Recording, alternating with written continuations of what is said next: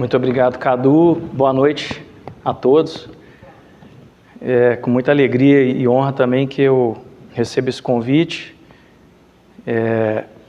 Aqui tem algumas pessoas que fazem já parte da minha história, e pessoas que não estão aqui, mas representadas aqui.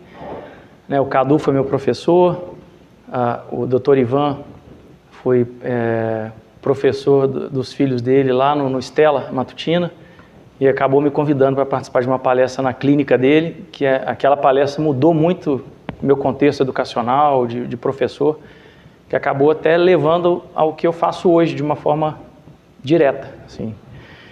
E outras pessoas mais, o Márcio, o Lucas, pessoas que a gente conhece. Então, para mim é uma alegria, eu já ouvi falar muito do Instituto, né? O Rodrigo também, que frequenta muito aqui, o professor Rodrigo, foi professor lá no nosso colégio. Então, para mim é uma alegria enorme, uma satisfação estar aqui.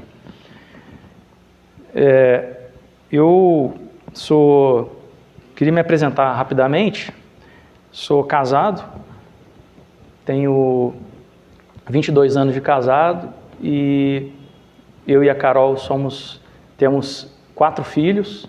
Né? A minha filha mais velha está aqui, a Maria Cecília, né? E eu sou também missionário de uma associação, de uma comunidade nova, Comunidade Resgate, que atua aqui em Juiz de Fora há 23 anos, completa esse ano.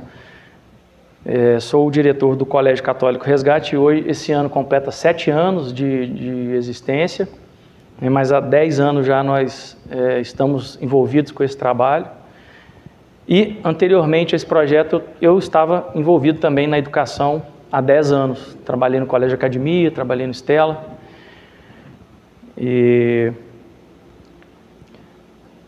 Bom, e eu queria explicar para vocês como que surgiu o estudo desse tema que eu vou tratar aqui hoje para vocês. O tema proposto aqui é a perspicácia, que se encontra dentro de um estudo sobre a análise da pedagogia de Cristo. Então, o que aconteceu? Quando foi proposto para mim, foi proposta, né, essa missão de estar à frente de uma nova escola católica, eu comecei a estudar os documentos da igreja sobre educação e, ciente do problema de crise mesmo, crise de identidade, né? Muitas escolas católicas que perdem a sua identidade, e tanta confusão também acerca do catolicismo em si. Eu ficava me perguntando assim, o que eu posso fazer para a gente não fazer uma besteira, né? Não criar uma escola e mais atrapalhar do que ajudar. Então, primeira coisa, eu me propus o seguinte estudo, assim, eu preciso saber de fato o que é o catolicismo, preciso estudar sobre a igreja. Então, um campo de estudo que eu me propus foi a história da igreja. Então, é um campo que eu estou estudando já há alguns anos. E um outro campo também sobre história da educação, para a gente entender quais são os grandes temas, os grandes autores, as grandes questões, o que deu certo, o que não deu, para que a gente pudesse entender mais assertivamente sobre educação. E claro que o Sertilange, ele vai dizer que uma ciência, né, ela nunca pode crescer sozinha, que esse edifício que a gente levanta, ele tende a desabar. Então, que uma ciência ela tem que ser sempre acompanhada de outras ciências. No mínimo, tem que ter uma filosofia, tem que ter uma teologia. A filosofia, aquela ciência que é a mãe de todas as ciências, que vai dizer o porquê, a essência de cada estudo, vai te dar uma base para você estudar. A teologia, aquela ciência que aponta para Deus, e diz Sertilange, quando eu falo teologia, eu estou falando de uma boa teologia. E aí ele vai dizer, puxar a sardinha, vai falar teologia de Santo Tomás de Aquino. E é claro que para a educação não tem como a gente estudar o ser humano sem estudar também um pouco de psicologia, outros conhecimentos, como hoje está muito em voga a questão dos temperamentos humanos, conhecimento das possibilidades humanas e outros estudos que vão ali se anexando ali nesse edifício central. Então eu já estou nesse estudo já há alguns anos, né? E aí eu fiquei me perguntando assim, como que deveria ser um professor, como que deve ser um bom professor? E me veio à mente que Jesus Cristo, ele foi professor. Ele tinha uma turma, né, juntou os seus 12 apóstolos, e ali é como se fosse uma escola, né? Ele reunia e ele ensinava, ele educava. Mas Jesus Cristo, que é o Verbo encarnado, o Logos, que se fez carne, ele tem sabedoria, ele é a sabedoria. Então ele sabe como ensinar. Ele é o grande pedagogo. Então veio a pergunta, como ser um professor como Jesus? Quais eram os seus métodos? Como que ele ensinava? Como que ele abordava as questões? Enfim, quais são os seus princípios pedagógicos? E aí eu me propus a não um estudo catedrático, mas através de uma Lexio Divina, um estudo mais oracional mesmo, de meditação. Peguei, então, como base o Evangelho de São Mateus, que possui 28 capítulos, e pensei o seguinte, eu vou pegar um capítulo e vou ler esse capítulo todos os dias da semana, 7 dias, e vou ficar com essas perguntas em mente. O que tem aqui de pedagogia? Como ser um professor como Jesus? Como que ele ensinava e tal? E ao final daquela semana, eu dava uma aula para os nossos professores que estavam ali imbuídos na fundação do novo colégio. E assim foi feito e fizemos isso durante 28 semanas. Foram 28 aulas sobre a análise da pedagogia de Cristo. E ao final desse estudo, eu acabei concluindo e percebendo a existência de pelo menos ali 7 princípios pedagógicos de Jesus. Então, aquilo foi nascendo, né, esse estudo que eu chamei de análise da pedagogia de Cristo, mas a gente apresentou ali para aqueles professores ali presentes, e depois a gente não falou mais naquilo, a gente passou para a fundação da escola, outros temas, outros estudos, mas depois eu fui percebendo, com o passar dos anos, que algumas pessoas que estavam ali naquele curso, eles voltavam naquele assunto. E falavam, porque isso aqui, em relação à pedagogia de Cristo, e acabava apontando uma solução para um problema prático ali da escola. E eu, pedagogia de Cristo, como que ela realmente foi útil, né? E de vez em quando alguém voltava e tudo, e quando, naquela época da pandemia, então isso aí foi há 10 anos atrás. Então quando foi ali mais ou menos, uns 4 anos atrás mais ou menos, eu resolvi dar esse curso novamente, na época foi online. Então nós fizemos esse curso em 12 aulas, à distância, e outras pessoas se aproximaram, outros educadores se envolveram. E agora, esse ano de 2024, a nossa equipe pediu, vamos fazer o curso novamente, Pedagogia de Cristo, para os professores presencialmente, em nossa escola. A gente tem formação lá de 15 em 15 dias, então colocamos esses temas e estou dando esse curso novamente pela 3ª vez. E nas nossas reuniões pedagógicas que a gente sempre faz na escola, vira e mexe, volta-se na Pedagogia de Cristo. Então eu percebi que não era uma bobagem, eu estava com receio de estar querendo inventar roda, estar querendo inventar, né? E realmente eu vi como que a coisa era útil, a coisa era importante, então eu resolvi não só dar esse curso novamente, mas agora eu estou escrevendo sobre isso. Então eu estou digitando e formulando a ideia de fazer um livro sobre a análise da pedagogia de Cristo. A gente já está aqui tá aqui ao meu lado aqui, está com 30 páginas o livro, né, e estamos iniciando o capítulo 4. Bom, então essa é uma introdutória que eu queria passar aqui para vocês. E para a gente entrar direto, então, eu vou começar a falar. Claro que não vou entrar em profundidade a questão de como que funciona uma Lexio Divina, mas resumidamente falando, É preciso para você fazer uma boa Lexio Divina ter esse espírito oracional, mas para a gente ter uma interpretação católica, a gente tem que ter alguns critérios para poder realizar a leitura da Bíblia, né? Então a gente tem que levar em conta o critério histórico, o critério literário, sobre o estilo que o autor escreveu. Outra questão também, a interpretação literal, você conhecer o significado daquelas palavras literalmente, o estudo filológico ali de saber o que aquela palavra significa, talvez no grego, né? No caso onde o Evangelho foi escrito.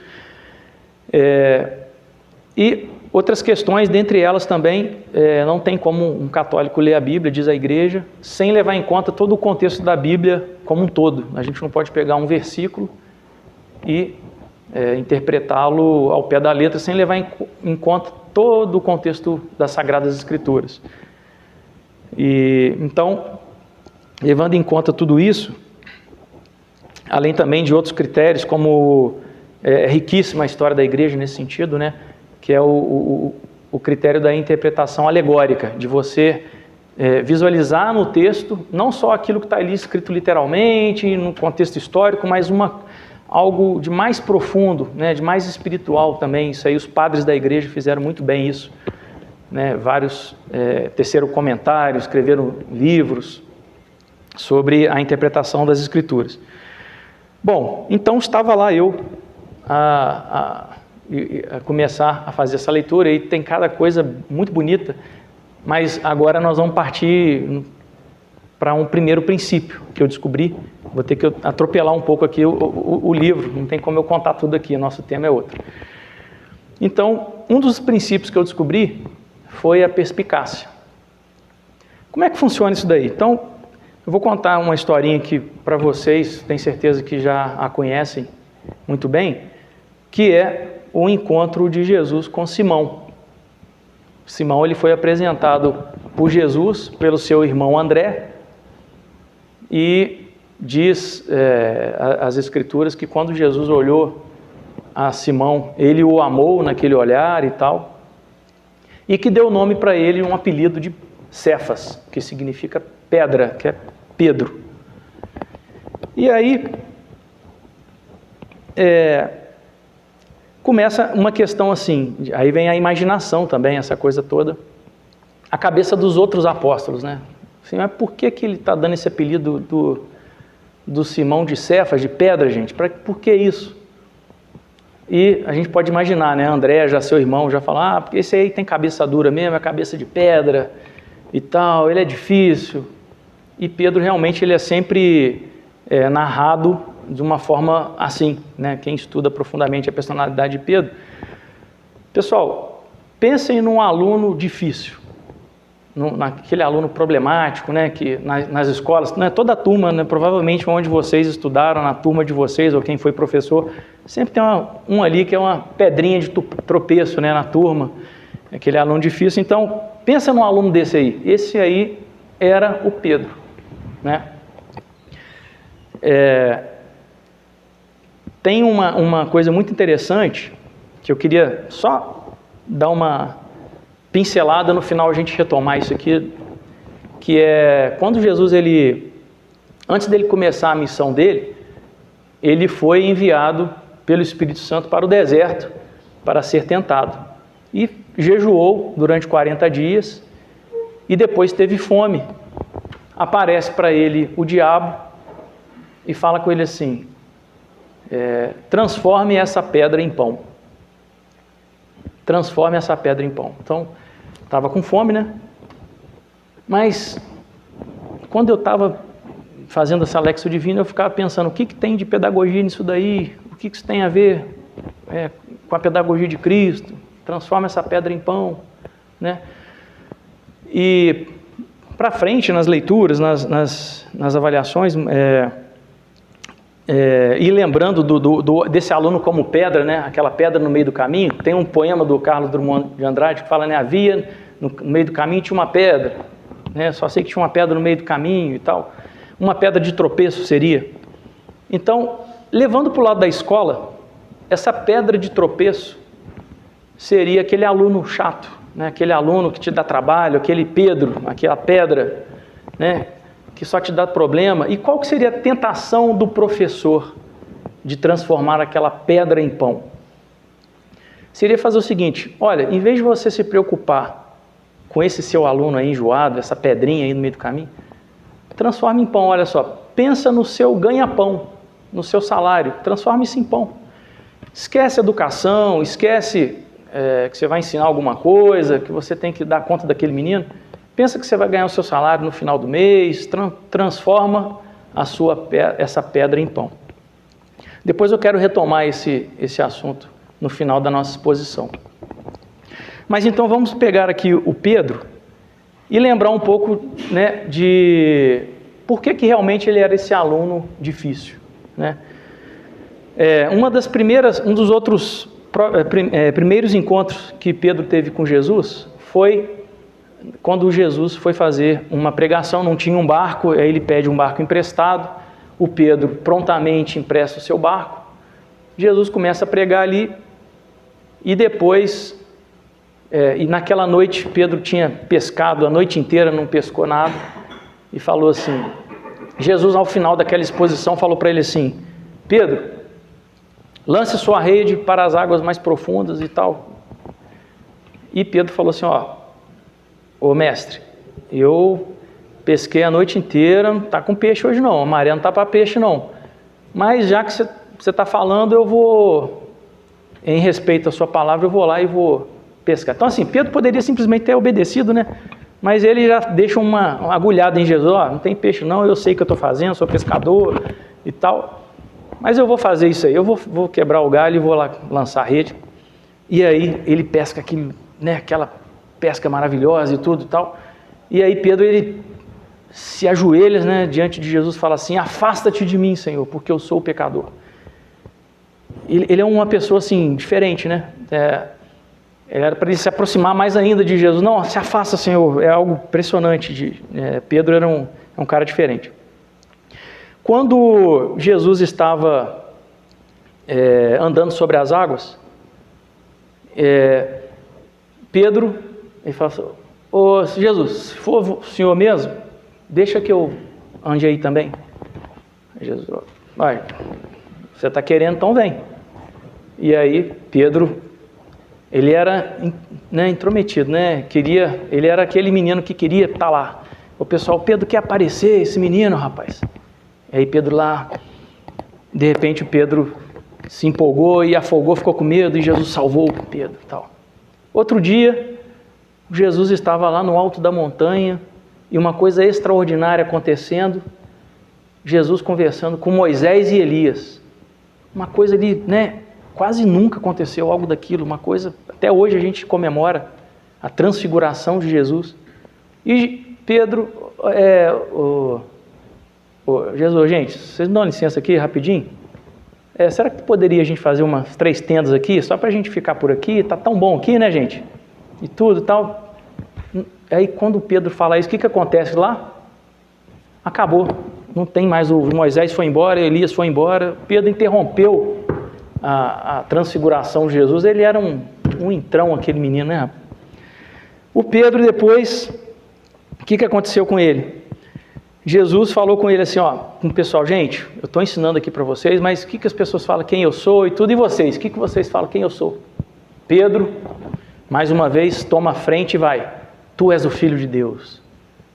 Jesus, Pedro, mas você está de parabéns, Pedro, é isso mesmo, nota 10 e tudo. E Jesus falou assim, então já que agora vocês estão amadurecendo, eu vou ter que contar uma outra coisa para vocês. Agora vocês entraram no 2º grau, né, no ensino médio. Eu tenho que falar para vocês o seguinte, eu serei perseguido, eu serei morto, serei crucificado. Pedro, jamais, Senhor, não vai de jeito nenhum. Não. E Jesus falou assim, sai-te daqui, Satanás, você não pensa as coisas de Deus. Pô, Pedro tinha acabado de ganhar 10, e o Pedro levou uma dessa. Depois, mais para frente, Jesus ia lavar os pés de todo mundo, né? Pedro falou, Senhor, jamais lavará os meus pés. E aí, Jesus, poxa, ô Pedro, se eu não lavar, então não vou ter parte contigo. Ah, então me lava a cabeça, me lava tudo, Senhor, me lava. Ele era exagerado, Pedro, né? E aí, não, se lavar só os pés já tá bom, Pedro. Ah, então tá bom. E aí, gente, o Jesus foi lá para sua agonia e chamou Pedro, chamou os outros, falou: ó, gente, estou muito triste e tal, por favor, rezem aqui, vigiai e orai. E aí, Jesus foi para lá naquela agonia difícil. Quando ele volta, Pedro dormindo. Ô Pedro, poxa, os outros também dormindo, mas você é o chefe aqui, Pedro, poxa, está dormindo. Esse era o Pedro, né, gente? E antes, aí chegaram os guardas. Jesus falou: agora o filho do homem será entregue. Aí o que o Pedro faz? Pega a espada e corta a orelha do Malco, do soldado. Jesus: não, Pedro, pelo amor de Deus, guarda essa espada. Aí Jesus teve que fazer um milagre lá, colou a orelha do soldado. Pedro só dava trabalho para Jesus, gente. É aquele aluno difícil, né? E aí, o que aconteceu? Jesus, ele negou 3 vezes, o galo cantou, chorou, ele falou: ah, não conheço Jesus, nunca ouvi falar de Jesus não. Que isso, Jesus? Não conheço não. Quem que é esse aí? Ó, cara de pau, né? Pedro. Depois, na ressurreição, Pedro só chorava, queria voltar a pescar, né? E aí, então, João falou assim, eles estavam pescando, ele falou assim: ó, é um mestre, está lá na praia, é o mestre. O Pedro, diz a escritura que Pedro estava nu. E, gente, o que o Pedro está fazendo pescando nu, gente? É meio doido esse Pedro, né?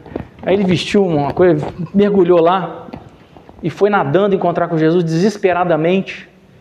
E diz as Sagradas Escrituras que Jesus pergunta para ele lá em: Pedro, tu me amas, né? Mas em grego, essa pergunta, em grego a palavra amor tem 3 níveis, né? Tem um amor eros, o filia e o ágape. Então Jesus perguntou para ele: ágape é aquele amor supremo, né? Pedro, tu me ágape? E o Pedro: eu te filio. Eu te amo, eu gosto. O Senhor me ama muito, muito. Você daria a vida por mim, Pedro? Eu gosto muito do Senhor, eu gosto. Gosto muito. Te amo daquele jeitinho. Aí Jesus pergunta a segunda vez: tu me ágape? Eu gosto muito, amo bem o Senhor. Mas era intermediário. E aí diz que bonito que Jesus, na terceira vez, ele abaixa a bolinha. Tu me filii, Pedro, né? Tu me amas assim como um amigo, assim. Eu te filio, Senhor. Né? Vamos. E então, até no final, né? No último ato ali, quando Jesus ainda estava ali, Pedro ainda só dando fora, né, pessoal? Então imagina esse aluno de Jesus. E aí, pessoal, em que Jesus transformou Pedro? Jesus, ele transformou aquela pedra, voltando então àquele assunto da pedra, transforma essa pedra em pão. O que Jesus fez com aquela pedra? Ele transformou aquele aluno mais difícil que ele tinha no primeiro Papa, no chefe da igreja. Gente, mas como é que Jesus fez um trem desse? Por que ele fez isso? O que aconteceu? E eu me perguntava, sabe? O que tem aqui de pedagogia? O que tem aqui? Que princípio é esse pedagógico? E aí eu descobri que era um princípio de perspicácia. Aquilo que Jesus estava vendo no Pedro era uma penetração, né? O que é perspicácia? É um olhar agudo que penetra, que você enxerga com uma profundidade maior. E Jesus, ele enxergou em Pedro aquilo que a gente olhando assim de uma maneira en passant, né? Onde as pessoas viam um entrão, Jesus via uma pessoa audaciosa. Onde as pessoas viam uma pessoa cabeça dura, um cara, Jesus via alguém que tinha coragem de ir até o fim. Então assim, Jesus ele via a realidade, né? Então essa palavra é muito importante para a gente entender a perspicácia, né? Como que o que é essa perspicácia? E aí eu vou passar agora para a segunda parte da nossa colocação, que é, eu quis mostrar Jesus com Pedro, vou mostrar ainda alguns elementos de Jesus, a perspicácia de Jesus nos evangelhos, depois eu quero mostrar aqui as fontes da perspicácia, como que a gente pode adquirir isso, e isso em sala de aula, como que seria a gente, os professores, ou os educadores, os catequistas, os pais como educadores dos seus filhos, como utilizar a perspicácia na prática educativa. Bom, então a perspicácia ela tem a ver com a realidade. E a realidade, isso é uma palavra muito importante para o catolicismo, os evangelhos, nós não acreditamos numa teoria, nós não acreditamos numa doutrina, os evangelhos não contêm ali uma doutrina. O que são os evangelhos? São notícias, Muitas vezes a gente ouve falar isso, O evangelho significa boa notícia, ou seja, são fatos. Então, fatos têm a ver com um negócio chamado realidade. Mas a realidade, ela não é feita apenas daquilo que a gente está vendo numa imagem congelada. É como se nós víssemos uma semente e se nós falássemos assim, isso aqui é só uma bolinha, é só um negocinho que não vale nada. Não, mas a gente sabe que uma semente tem uma potência, um elemento aí da filosofia, falado por Aristóteles, Santo Tomás de Aquino, a potência de se transformar numa árvore. Então, quando nós olhamos para uma semente, quando a gente olha para aquela realidade, a gente não olha para uma coisinha simples, a gente vê aquilo, naquela bolinha, mas a gente vê a potência que ela tem, ou seja, o tanto de possibilidades que existem de acontecer ali com aquela semente. Então, quando Jesus ele olha para Pedro, ele olha com essa perspicácia, ele olha para Pedro com todas aquelas suas imperfeições, mas ele fala, olha, isso aqui bem trabalhado, isso aqui tem uma potência disso, daquilo, isso aqui pode gerar isso. Então, isso é a perspicácia. Bom, tem outros momentos do Evangelho que a gente percebe Jesus com a perspicácia. Então, sempre quando fala assim, Jesus olhou, Jesus ouviu, Jesus penetrou, ali no Evangelho, eu fui tomando aquilo como uma perspicácia de Cristo, Ele penetrando, ele com uma forma aguda, entendendo aquela situação, Então tem lá, no Evangelho, por exemplo, de Mateus, capítulo 5, versículo 1, fala assim, antes do Sermão das Montanhas, vai dizer, vendo ele as multidões, subiu a montanha, sentou-se, seus discípulos se aproximaram dele, e ele começou a ensiná-los dizendo, e aí começam as bem-aventuranças. Mas olha que interessante, o Sermão da Montanha começa com essa primeira frase, vendo ele as multidões. Quando ele viu aquelas multidões, olha a perspicácia, Jesus viu o que na cabeça das pessoas, do povo, aquelas pessoas ali encurvadas, aquelas pessoas ali reclamando, aquelas pessoas ali tristes, umas ali trapaceando umas das outras. Jesus ele viu o quê? Uma realidade. Então, partindo dessa realidade, o que Jesus falou assim? A coisa aqui está difícil. Eu vou ter que rezar mais, vou ter que subir a montanha, vou ter que ouvir a voz do Pai, vou ter que estudar mais, aprender, que é um outro princípio da pedagogia de Cristo, a humildade para aprender, subir a montanha. Mas antes disso, começa ali com a perspicácia. Jesus que vê essa multidão. Em Marcos também diz ele, vendo ele as multidões, saiu do barco e ensinou-lhes muitas coisas. Mais uma vez esse verbo, vendo ele as multidões, ele viu, teve compaixão e começou a ensinar muitas coisas, essa perspicácia. Bom, existem outros elementos aqui, não vou agarrar. Por exemplo, quando ele chama Mateus, ele viu um homem ali chamado Mateus e lhe disse, segue-me, e ele seguiu. Mas ali o versículo, Mateus 9, versículo 9, começa com o verbo ver. Viu Mateus. Então, Jesus já estava vendo aquele Mateus por ali, mas quando ele vê esse Mateus, ele com a sua perspicácia, ele fala, ó, esse cara aqui só precisa de um empurrãozinho, oh, segue-me. E esse cara seguiu. Bom, então, sabendo que existe essa perspicácia em Jesus em vários episódios no Evangelho, e eu já descrevi para vocês em que consiste essa perspicácia, né, de uma maneira, essa questão de essa ligação com a realidade, eu queria dar alguns exemplos para vocês, práticos, né, que eu passo agora a questão das fontes da perspicácia, e aí eu vou dar alguns exemplos práticos. Eu tive recentemente, né,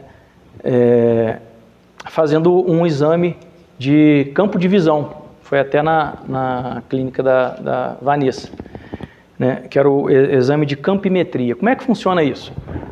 Colocaram eu lá numa maquininha, né, abriram bem os meus olhos assim, e eu via um campo que era totalmente assim, um campo todo branco, né, uma coisa toda branca, e uma luzinha laranjada ali no centro. Então eu tinha que ficar olhando para aquela luzinha laranjada, não podia desconcentrar de jeito nenhum. E naquele todo o campo branco na minha frente, a médica dizia o seguinte, ó, vão aparecer aqui algumas luzinhas brancas, tá? Algumas mais fortes, outras mais fracas, e vou te dar esse controle remoto. Quando você vê uma luzinha, você clica, tá? Então fique atento, porque mesmo se for uma luzinha bem fraquinha, clica lá, porque significa que você viu. E aí estava eu lá focado, né, naquele campo e comecei a ver as luzinhas e ia clicando. De repente aparecia uma luzinha bem fraquinha, eu ficava assim, mas será que apareceu? Não, apareceu sim, vamos lá, clica e tal. Então, primeira fonte da perspicácia. Eu notei, né, depois quando eu acabei de fazer esse exame, lembrei-me da perspicácia. Por quê? Uma fonte da perspicácia é a atenção. Quando você está concentrado, com foco no que você faz. E também usando do seu campo, seu campo lateral, né, na sua circunstância ao seu redor, está atento ao que está acontecendo, isso é uma fonte de perspicácia. Quando a gente se acostuma a estar concentrado onde a gente vive, onde a gente está atento ao nosso redor, a gente vai adquirindo uma perspicácia. Né? Já notou, às vezes numa reunião de família, às vezes um café ali com a esposa, com os filhos, que às vezes uma palavra que você diz, ou uma frase, e a pessoa já faz uma cara assim, tipo, não gostei, mas ela não fala. Se você não está atento, você não pegou a reação da pessoa, você não notou que, opa, tem um desconforto aqui, essa pessoa não está bem. Né? Então, fontes de perspicácia, a atenção, o olhar, Jesus olhava, né? Olhar para a sua realidade, estar atento à sua realidade. Tem umas historinhas também, que tem uma historinha de um cachorrinho, né, que ele viu um coelho e saiu correndo atrás dele latindo, né, falou, é o meu lanche da tarde. E aí os outros cachorros aí viram aquele cachorro ali correndo e começaram a correr atrás mais a distante, assim, não sabia muito bem o que estava acontecendo, não. Aí de repente uma manada ali, uma matilha de cães ali, e aquele cachorro ali à frente viu o coelho entrar num buraco e ficou ali em frente àquele buraco latindo. E aí foram chegando os outros cachorros e começaram a latir, uma latição danada.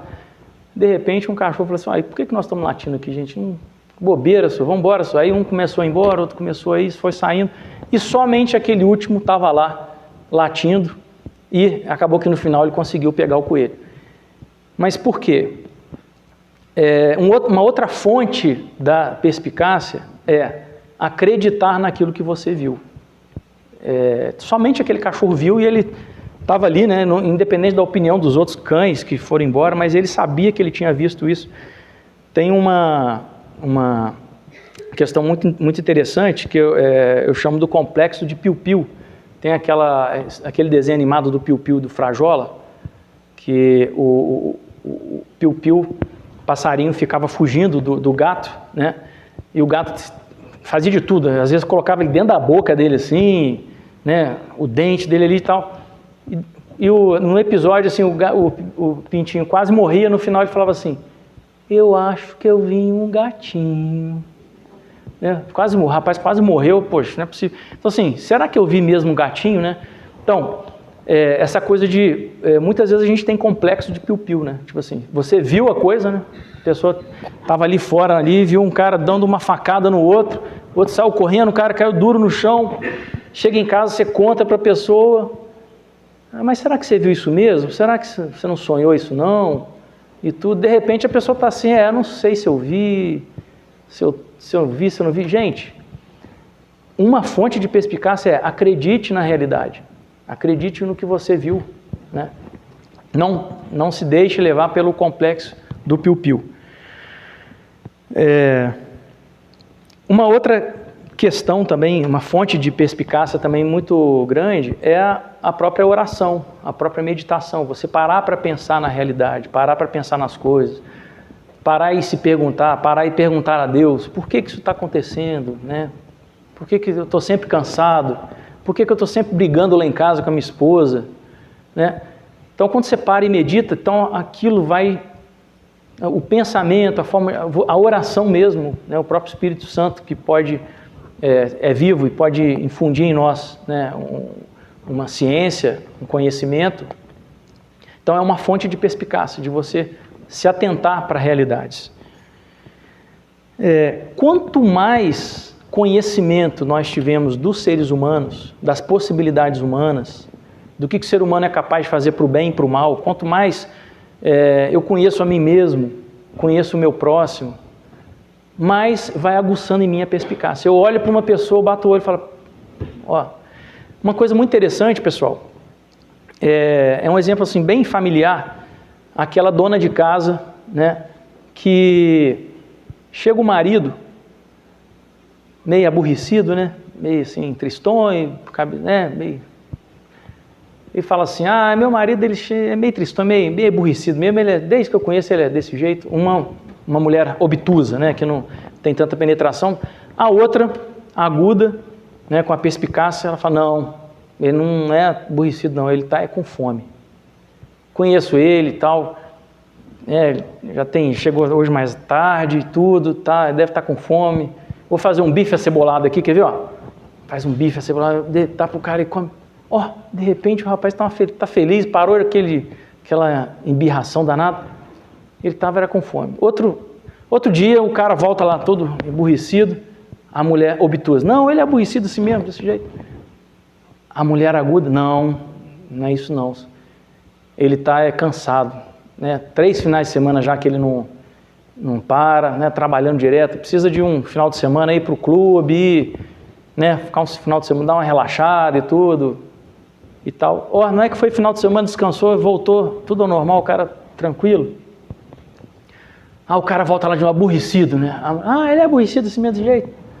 Não está aborrecido. A outra aguda, né? Não está aborrecido não.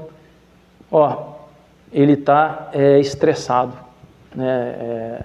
É estresse. Ele já tem, 1 ano já sem férias e tudo, ele precisa agora de umas férias, 30 dias, sair mesmo, e tudo, é diferente. Não adianta final de semana não, tem que ser férias.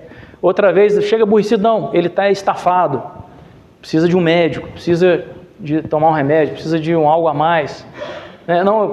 Outra vez, não, ele está aborrecido, não, ele precisando confessar, né? Ele, não está legal e tudo, precisando rever sua vida, está precisando fazer um exame de consciência, procura um sacerdote, e aí o cara vai e melhora.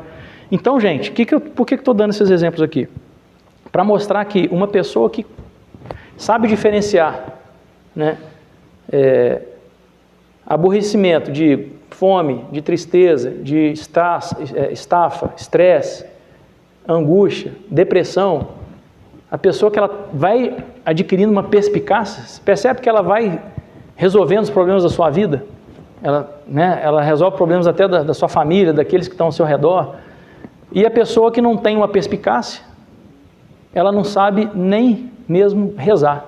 Ela está mal, ela está aborrecida, ela não sabe nem dizer o que ela sente. Ela não tem nome para isso, ela não tem vocabulário para dizer o que ela está sentindo. Por quê? Porque ela não tem conhecimento de coisas, conhecimento de mundo. Então, quanto maior o conhecimento, e aí é claro que a literatura acaba se tornando uma fonte de perspicácia, né? As grandes obras literárias que narram os sentimentos das pessoas, que narram temperamentos, e aí você começa a dar nome para coisas que você não sabia selecionar e resolver questões que você não sabia resolver. Então isso vai gerando em você o quê? Uma agudeza. Você olha para uma pessoa, uma situação, você já tem uma experiência com aquilo, né? Então, você vê aí, a atenção, a oração, a literatura, os estudos, tudo como fonte de uma perspicácia, né? E aí a gente chega agora para um último momento, que é a perspicácia na sala de aula, né? O que seria um professor, então? Qual que seria a diferença de um professor, né, como Jesus, né, que está desenvolvendo em si a perspicácia? E qual que seria essa diferença, essa atuação na sala de aula? Primeiro, esse próprio autoconhecimento, né? O professor que não tem uma percepção da sua realidade, dos seus alunos, ele não sabe nem mesmo se aquelas aulas que ele está ministrando surtirão efeito. Será que eles estão entendendo o que eu estou falando? Né? Qual que é o nível de conhecimento desse meu aluno aqui? Será que esse aluno aqui que está dormindo aqui, o que está acontecendo aqui? Então, se a pessoa, às vezes tem professor que não tem perspicácia, ele nem percebe que o aluno está dormindo, né? Agora, o professor perspicaz, não. Ele vê um, vê o outro e tal. Então, ele começa, a partir da realidade daquele aluno, e também de um autoconhecimento, ele fala assim, ele tem como se avaliar, ele tem como também perceber, peraí, por que esse aluno não está entendendo isso?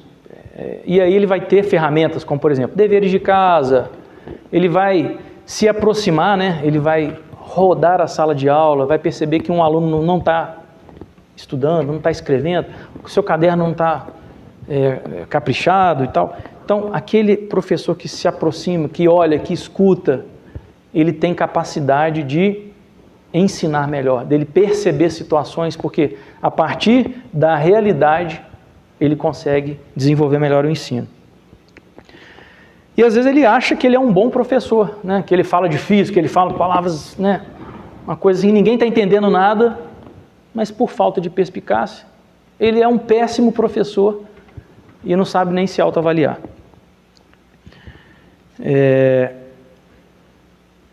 Outra questão também que é o professor conhecer os temperamentos dos alunos, né?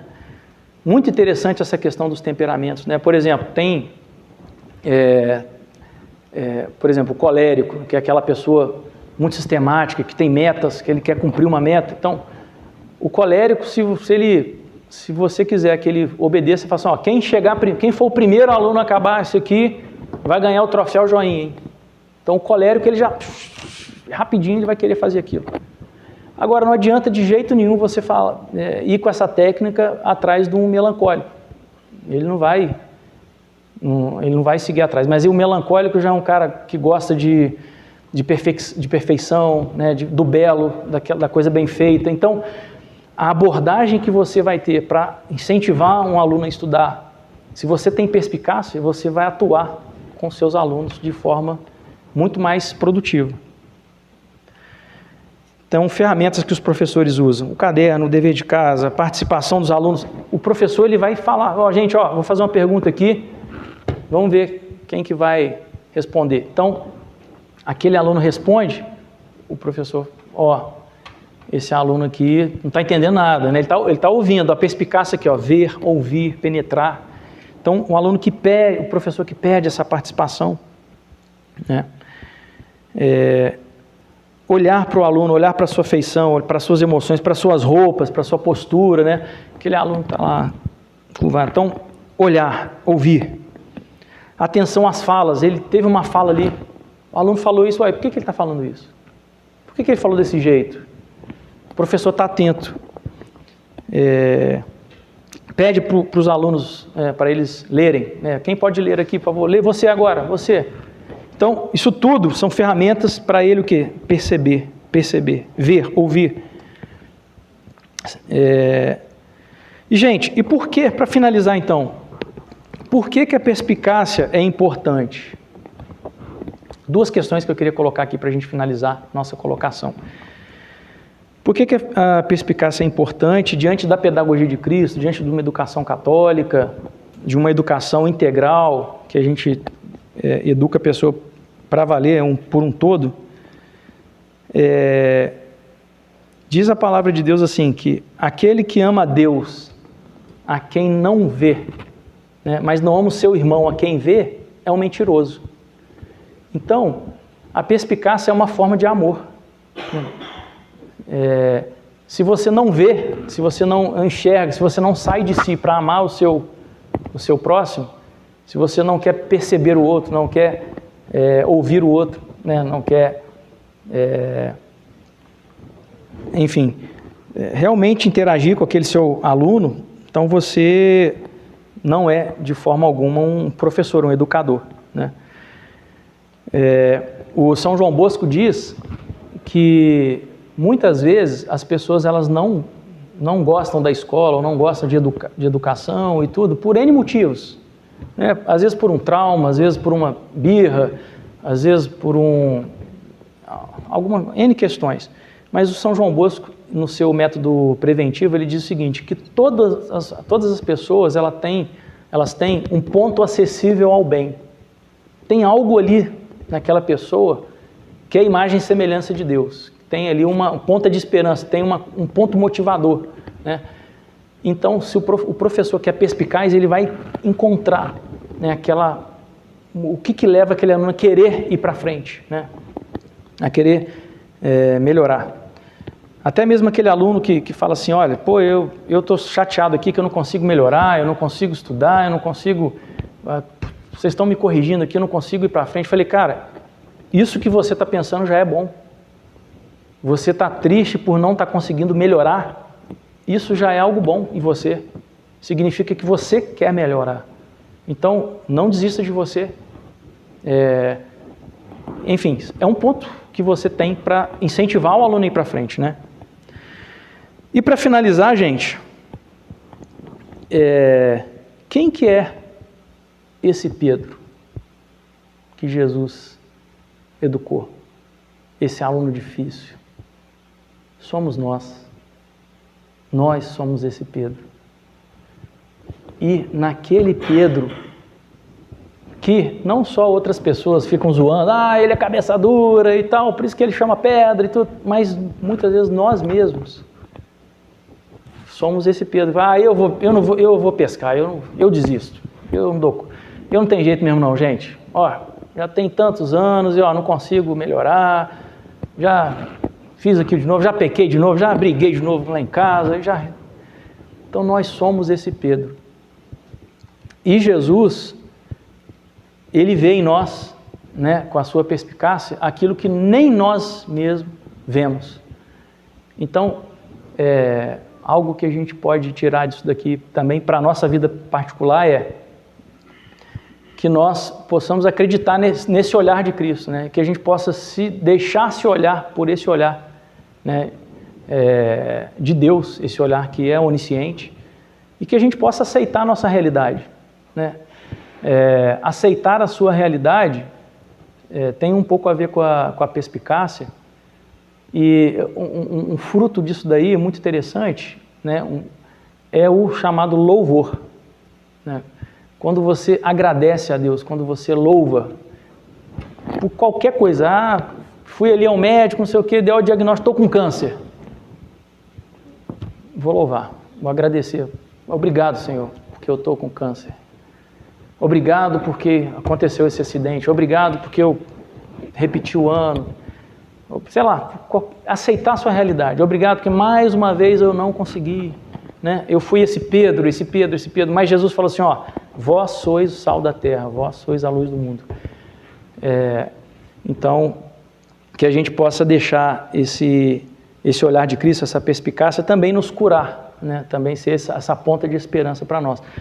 E que sejamos nós, de alguma forma também, esse educador, né, de quem está ao nosso redor. Nós, o tempo todo, nós somos educadores, querendo ou não. Mesmo que a gente não tenha filho, não tenha aluno, mas você é educador do seu vizinho, você é educador de quem vê você no seu escritório, quem encontra por você ali na feira, no supermercado. né, nós somos educadores uns dos outros. Então, que sejamos essa pessoa também perspicaz de olhar, né, e ser um professor como Jesus. É isso, gente, que eu queria partilhar aí com vocês sobre esse primeiro princípio, né, essa análise da pedagogia de Cristo. Então, existem mais outros 6 princípios, né? Resolvi trazer para cá para a gente poder examinar bem esse princípio, né? E aí também aproveito para abrir aqui, não sei o tempo que a gente tem aqui, mas para abrir também para vocês algum comentário, alguma pergunta, alguma sugestão que vocês quiserem falar, como que vocês ouvem isso daí, sobre essa pedagogia de Cristo. Quem pode acontecer um comentário? É só nomear as outras 6? Sim. Resumidamente falando, esses 7 princípios, eles estão ali guardados em 2 versículos, que são Mateus 5, versículo 1 e 2. São esses que eu falei aqui, né? Vendo ele as multidões, subiu a montanha. Subiu a montanha segundo o princípio, que é humildade para aprender. Humildade para aprender. Sentou-se. Sentou-se representa um princípio que é assumir a autoridade.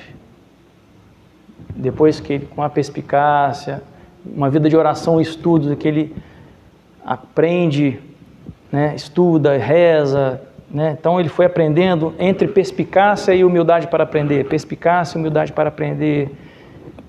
Ele fala, poxa, agora eu entendi, agora eu assumo, eu vou ser professor, eu assumo a autoridade. Ele senta-se, assumir a autoridade. Seus discípulos se aproximam dele. É um princípio de carisma. Aquilo que tem no professor que o atrai, né? As pessoas são atraídas por ele. E ele se põe a ensinar os seus alunos. Ele pôs-se a ensinar, é o princípio da abnegação. Se colocar à disposição, ele se põe a ensinar. Tá? Abnegação, que é morrer para si mesmo. Né, Jesus, ele era professor na beira do poço, deixava vir as minhas criancinhas, era de noite com Nicodemos, então assim, não tinha hora, ele se colocava à disposição, ele se abnegava, ele era professor o tempo todo, né? Abnegação. Ele se punha a ensinar e os ensinava, é um princípio que é justiça. Justiça significa ensinar a verdade e ensinar de verdade. Existe aquela coisa, finge que você aprende, eu finge que eu ensino, vamos fingir, vamos brincar todo mundo aqui, no final todo mundo tirou 10 e ninguém aprendeu nada. Então assim, ensinar a verdade, ensinar de verdade é outro princípio de Cristo. E os ensinava dizendo. Esse dizendo eu interpretei, claro que tem toda uma explanação profunda, dizendo, ele está no gerúndio, né? Dizendo significa o quê? Que Jesus ainda está dizendo. O gerúndio é aquilo que ainda está acontecendo, né? Então, que princípio é esse? O princípio da misericórdia. Jesus, ele diz uma vez, ele diz outra, ele está dizendo até hoje, está ensinando, ele tem paciência, é um princípio de paciência, de misericórdia, né? Um professor que não tem paciência com seus alunos acaba por não ser um bom professor, né? Então, esses são 7 princípios que todos, na hora de finalizar isso tudo, a gente tem que fechar com um princípio de catolicidade, que é um outro tema que eu também tenho aprofundado muito, que tem a ver com prudência. Significa o quê? Não tem como a gente pegar um princípio de Cristo e basta. Tem que pegar todos, né? O Chesterton, ele vai dizer, se você pegar uma virtude e levá-la até o fim, né, até as últimas consequências, você vai cair numa heresia. Se a gente pega assim, a verdade, eu só falo a verdade, muito bom. Eu amo a verdade. Excelência. Excelente. Não aceita mentira de jeito nenhum. Isso, muito bom. Se alguém falar mentira, eu mato a pessoa. Opa, calma aí, rapaz. Você está esquecendo de outras virtudes. Ué. Não existe só a verdade, não. Existem outras virtudes, né? Então, se a gente pegar um princípio só de Cristo, ou a gente, né, se a gente pegar teologicamente, pegar um versículo só de Cristo, ou um princípio só de Cristo, a gente cai em quê? Em heresias. Então, o que é a catolicidade? Nós pegarmos todos os ensinamentos de Cristo e utilizarmos de todos com a prudência, né? Com aquela ferramenta que vai colocar a quantidade, a proporção, né? O bom senso ali, de acordo com a sua circunstância que você está vivendo, né? Então, tudo aí tem a ver com essa questão da pedagogia de Cristo.